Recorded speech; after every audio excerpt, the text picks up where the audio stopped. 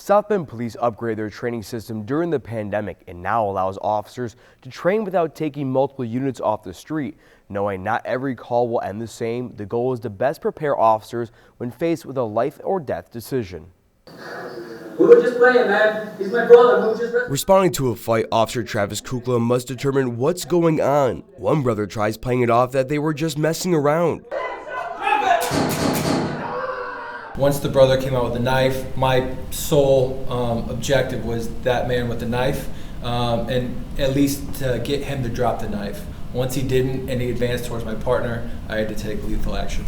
The reassurance that no one actually died, these virtual simulations are designed to be as realistic as possible. Sergeant Ken Stewart is able to control how the simulation goes depending on how an officer does. It's just verbal skills that officers need to have with these individuals. It's a great building block for those things, because if officers have the basis of just basic verbal skills, especially for brand new officers, the scene might not turn out very well. The goal is to use these virtual situations as a way to best prepare officers for real life situations, those ranging from mental health, active shooters to domestic calls, all that could turn deadly, and instances that have recently put South Bend Police in the public's eyes. A lot of times it's not even close. Everybody has an opinion. It's easy to say they would have done something if they were in the individual's shoes that actually do it themselves. So to put it to the test, I went through the simulator without any training or ever shooting a gun before to see how I would handle certain calls. My first task, responding to a call about a man who is suicidal and off his medication. Kevin, can you tell me what exactly you guys are doing right? What's wrong right now? It's all your fault. Hey, whoa.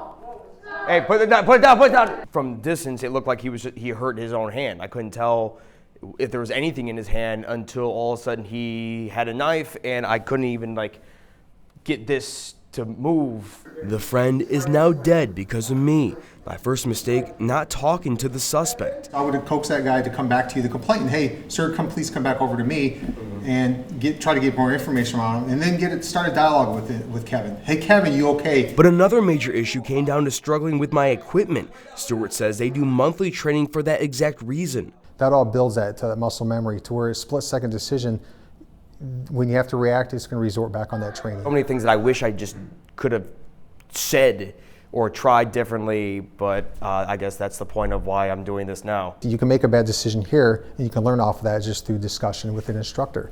Out in the field, not much so. Shaking it off, we move on to scenario 2, where I'm responding to a 911 hang-up. I can hear screaming from outside. Sir, put the gun down! You can't do anything for yourself, can you? Hey! Gun down, sir! Step back, put the gun down. All right. Put the gun down. Put the gun down. Okay. Step down. Put your hands over your head. Put your hands over your head. Relax. Put your hands over your head now.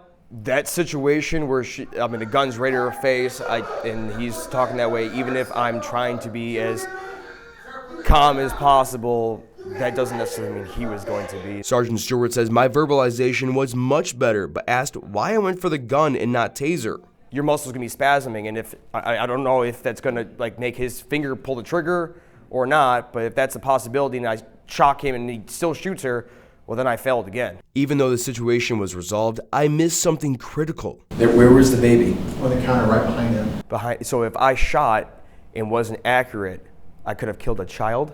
A humbling near mistake, which brings me to my final test. A call of a suspicious man next to a truck. Instantly, I noticed the smashed window. Can you put the hammer on the ground? Sir. Put the hammer on the ground and we can talk after. Sir. Just put the hammer on the ground and we can talk after. Thank you. My first thought was just get him to put it down. If there was no problems whatsoever and he was trying to legitimately break into there to get into his truck, then he shouldn't necessarily have a problem with putting the hammer down and just talking it out with me. 3 completely different tests which officers deal with all the time. Sergeant Stewart says many people have also put themselves through this training during South Bend Citizens Academy. It's a wake-up call to them. They're just kind of in awe. They realize, oh my gosh, I failed to do anything, or that person probably died because of me. Stewart says while it may not change everyone's opinion of how police officers respond, he hopes it sheds some light on the decisions officers are forced to make, asking people to try not to pass judgment until the facts come out and really consider if they would have done better. In the studio, DJ Manu, WSBT 22 News.